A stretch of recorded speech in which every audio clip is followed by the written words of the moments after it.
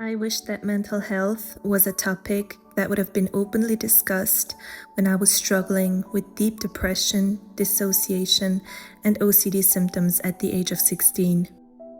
I remember that one day I was sitting on the stairs of my apartment and crying. My neighbor saw me crying and asked me if I was okay. I didn't know what to say, and then he smiled and said, "Is it heartbreak?" I just smiled shyly and nodded a yes, because it was far more easier for me to say that what I'm going through is caused by me having a broken heart instead of me having mental health issues. And today, I want to be a part of the collective that changes this story. Hi, my name is Kübra.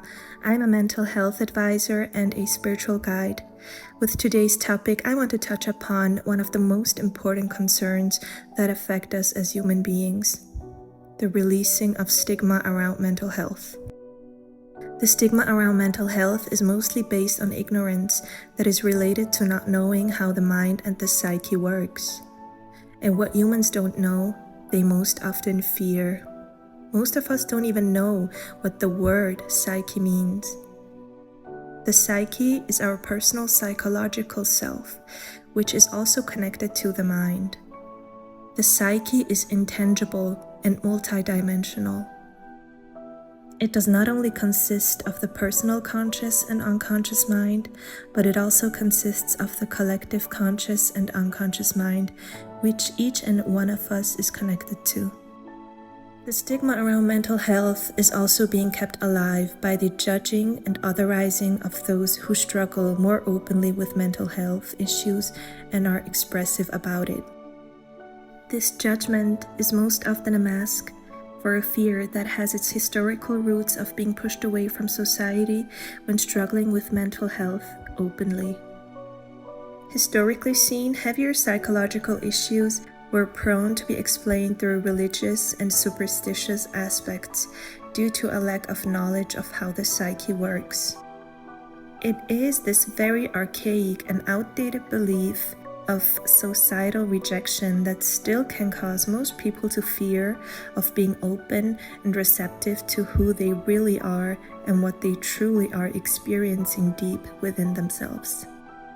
One of the ways in which we unconsciously contribute to the stigma is, for example, to call in at your workplace and tell them that you are physically sick when in reality you're feeling mentally and psychologically unwell.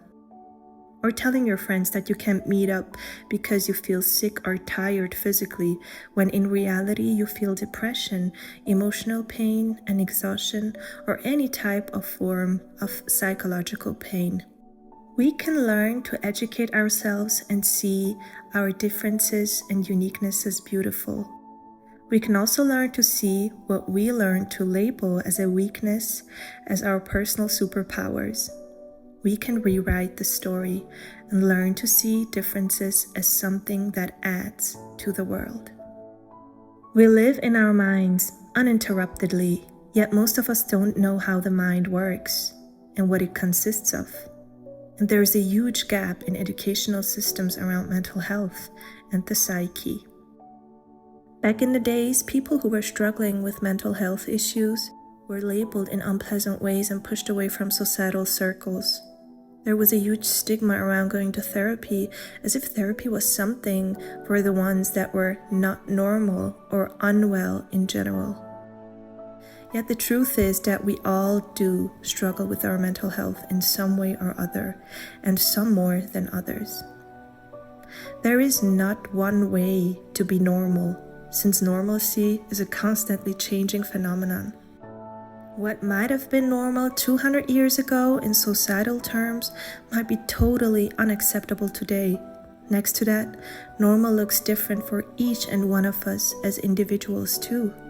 In my opinion, when I look back in history, what was considered to be normal in some societies are in reality absolute insanities. That is why I always encourage to rewrite what normal means to you and to live out your own norms that align with your authenticity. Mental health concerns us all because we all have a psyche. holding on to stigma around mental health is probably one of the major ways of avoidance of self, because mental health is basically the health of our own psyche.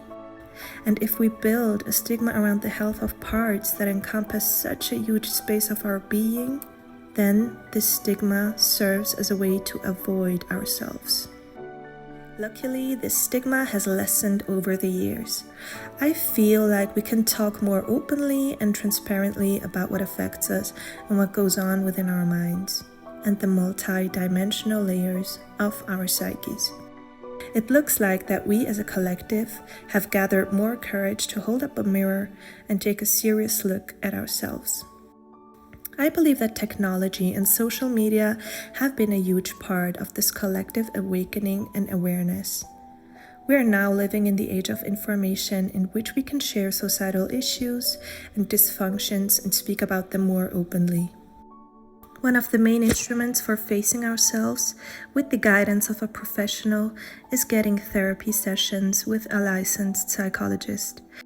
If you have watched my 2 previous videos, I speak highly of therapy because I personally have seen its immense healing and transformative properties.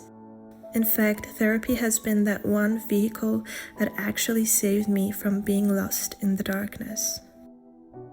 We do not fully take care of ourselves if we neglect one of the most fundamental parts of our being, which is the psyche. Getting help whenever you need it is an act of love, responsibility, and care for yourself. Your mental health is a part of your health in general. What are some things that you can do for contributing to the minimization of the stigma around mental health? Feel free to comment down below so we can have discussions and share insights and ideas. Thank you for having been with me today. Much love. Hope to see you next time again. Bye.